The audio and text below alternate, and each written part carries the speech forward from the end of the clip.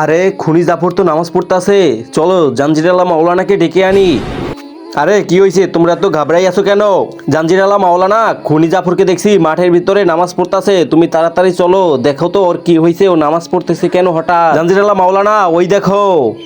আরে সত্যি তো ও নামাজ পড়তাছে, এরকম কেমনে হয়? আল্লাহ কি তার মানে ওকে হেদায়েত দান করছে?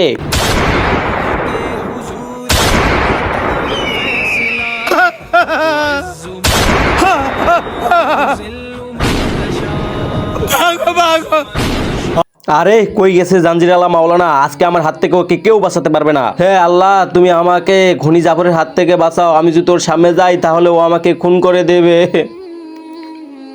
আরে মাওলানা কই গেছে? আরে আমাকে কি ও দেখতে পারে না? আজকে পাই নাই তাতে কি হয়েছে, কালকে ওকে দেখে নিব। হে আল্লাহ, তুমি আমাকে খুনি জাফরের হাত থেকে বাঁচাও, ওকে তুমি মেরে ফেলো।